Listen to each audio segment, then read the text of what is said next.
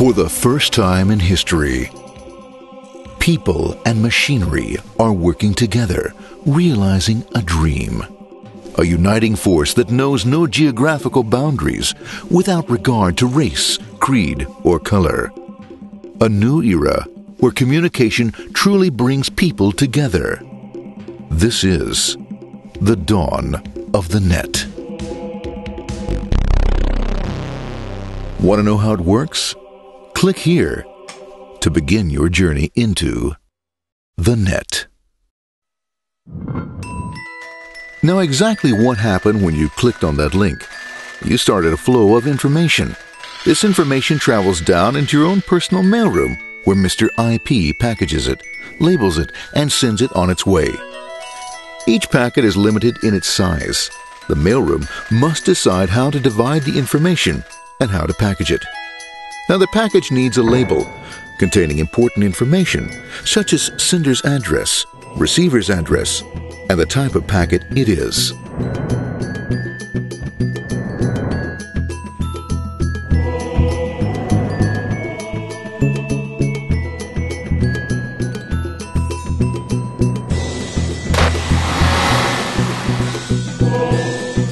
Because this particular packet is going out onto the internet, it also gets an address for the proxy server, which has a special function, as we'll see later. The packet is now launched onto your local area network, or LAN. This network is used to connect all the local computers, routers, printers, etc. for information exchange within the physical walls of the building. The LAN is a pretty uncontrolled place, and unfortunately, accidents can happen.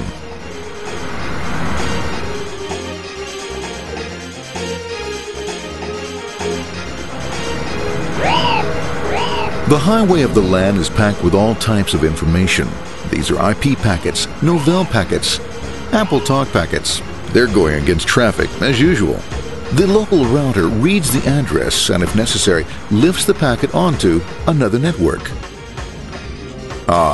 The router, a symbol of control in a seemingly disorganized world. Whoops, sorry about that. Let's go with this one here, this one here. This one goes here, this one goes here. I don't like this one. Let's go with this one. Let's go here. A little bit left. Let's go with this one here. Another channel here. Let's put that one here. Another one there. Let's put that one here. There he is, systematic, uncaring, methodical, conservative, and sometimes not quite up to speed.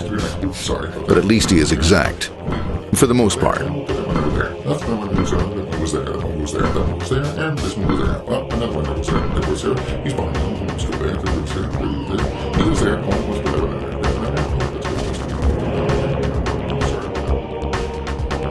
there. As the packets leave the router, they make their way into the corporate intranet and head for the router switch. A bit more efficient than the router switch plays fast and loose with IP packets, deftly routing them along their way. A digital pinball wizard, if you will. Here we go. Here comes another one. And it's another. Watch this, Mom. Here goes. Whoop, we're on the back. Hey, in there, in there, in there. Over to the left, over to the right, over to the left, over to the right. You got it. Here it comes. Right down. He shoots. He scores. It's going. Hey, Wayne, here, watch out. Here comes another one. Oh, here we go. And it's gone. As packets arrive at their destination, they're picked up by the network interface, ready to be sent to the next level. In this case, the proxy.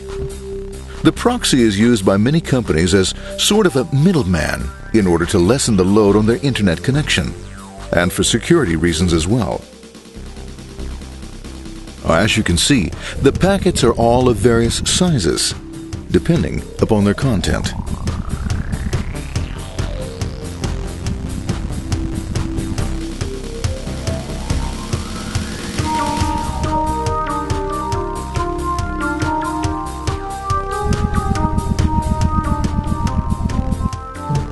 The proxy opens the packet and looks for the web address, or URL.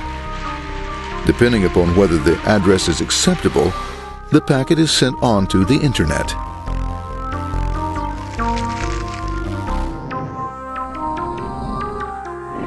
There are, however, some addresses which do not meet with the approval of the proxy, that is to say, corporate or management guidelines. these are summarily dealt with. We'll have none of that. For those who make it, it's on the road again.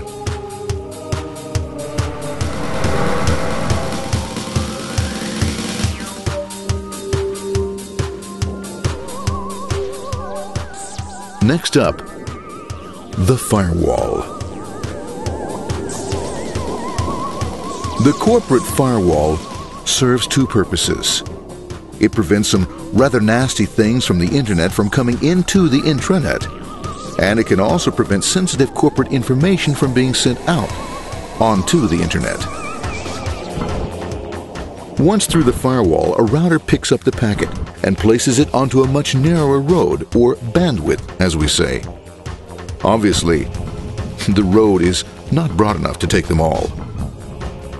Now you might wonder what happens to all those packets which don't make it along the way. Well, when Mr. IP doesn't receive an acknowledgement that a packet has been received in due time, he simply sends a replacement packet. We are now ready to enter the world of the Internet. A spider web of interconnected networks which span our entire globe. Here, routers and switches establish links between networks. Now, the net is an entirely different environment than you'll find within the protected walls of your LAN. Out here, it's the Wild West. Plenty of space, plenty of opportunities, plenty of things to explore and places to go. Thanks to very little control and regulation, new ideas find fertile soil to push the envelope of their possibilities. But because of this freedom, certain dangers also lurk. You'll never know when you'll meet the dreaded ping of death. A special version of a normal request ping, which some idiot thought up to mess up unsuspecting hosts. The paths our packets take may be via satellite, telephone lines, wireless, or even transoceanic cable. They don't always take the fastest or shortest routes possible, but they will get there. Eventually. Maybe that's why it's sometimes called the worldwide wait. But when everything is working smoothly, you can circumvent the globe 5 times over at the drop of a hat. Literally. And all for the cost of a local call or less. Near the end of our destination, we'll find another firewall. Depending upon your perspective as a data packet, the firewall could be a bastion of security or a dreaded adversary. It all depends on which side you're on and what your intentions are. The firewall is designed to let in only those packets that meet its criteria. This firewall is operating on ports 80 and 25. All attempts to enter through other ports are closed for business.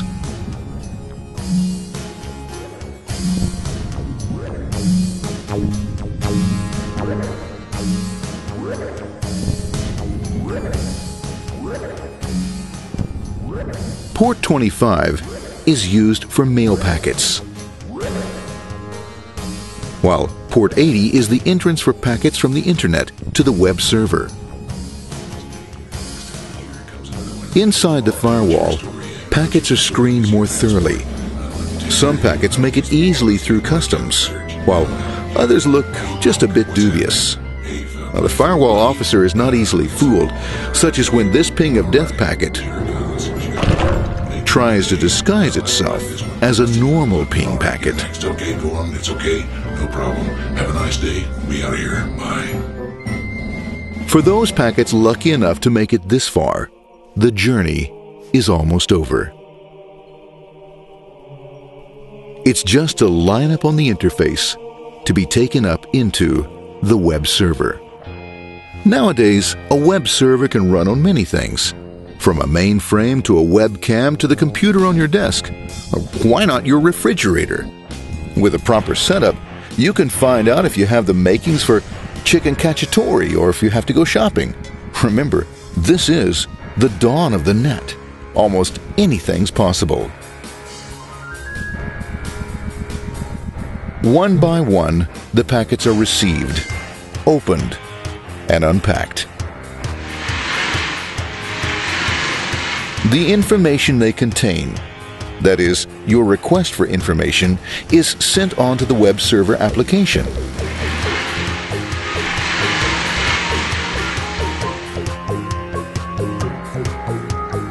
The packet itself is recycled, ready to be used again, and filled with your requested information.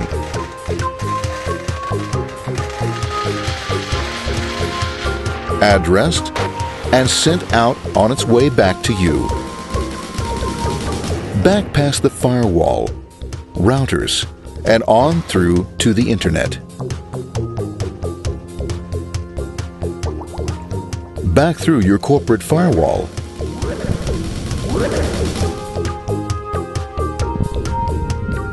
And onto your interface.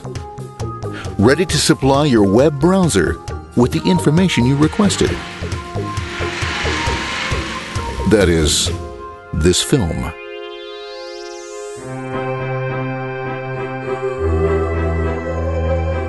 Pleased with their efforts and trusting in a better world, our trusty data packets ride off blissfully into the sunset of another day, knowing fully they have served their masters well. Now, isn't that a happy ending?